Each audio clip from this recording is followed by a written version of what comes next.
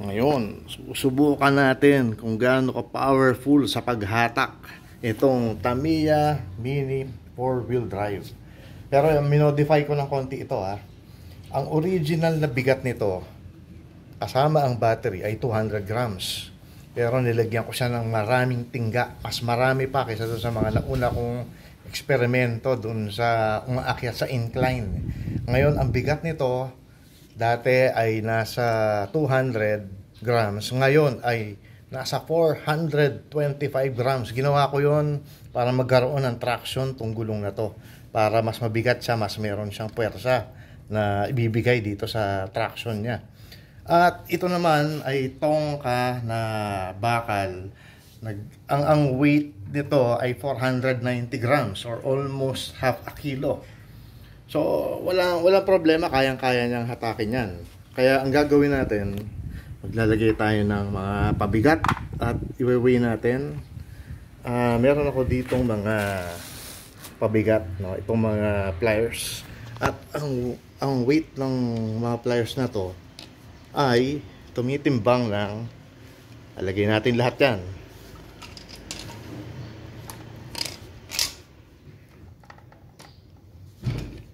So, ang bigat niyan ay pumapalo sa 1,769 grams or almost 2 kilograms. So, lalagay ko to ha. Pabigat. Yan.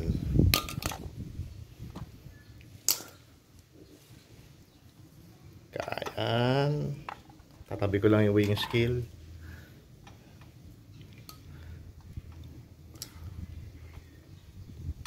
Nako, baka malaglag ha. Yan. So, ang weight na hatakin niya ay 490 grams na tongka plus 1,769 grams na mga pliers. So, tingnan natin kung gaano siya capable. So, i-on ko siya. Yun, no? Kaya. Pero, ayun, no? Yun ang nagiging problema sa kanya. Ayun. Pero kaya niya. Kaya niya, no? Ang problema yung, kailangan dagdagan pa ng weight. Hindi ko naman mai-off to. Off, yun. So, kaya niyang hatakin to. Ang problema lang, kahit na binigyan ko siya ng, ibig sabihin, dinagdagan ko siya ng pabigat. Ito, marami akong pabigat na inilagay. Aangat pa rin siya dahil sa bigat nung kanyang hinahatak. Kaya ang gagawin ko, subukan natin, dagdagan natin ng weight itong Tamiya. Titingnan ko kung may ilalagay akong pabigat dito. So, balik tayo sa starting point. Kahanap lang ako ng pabigat. Ito, may nakita ko sa mga tools. Ito, pwede na siguro to. So, i-weigh natin. So, ito ay bakal na cutter. At ang bigat niya ay nasa 155 grams. So, susubukan ko ipatong dito. Tingnan natin ang magiging resulta. Subok. Bahala na si Batman. Yun, yun, kaya. Pero hindi masyadong maganda yung yung pagkakabit natin, natatanggal eh. So, anong gagawin natin?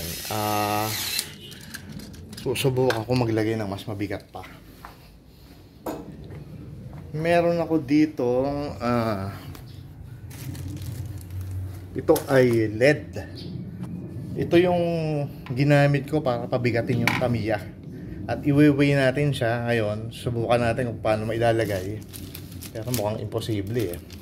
Teka, sandali Ito yung Tamiya natin. Yan. At i-weigh natin ito isa-isa.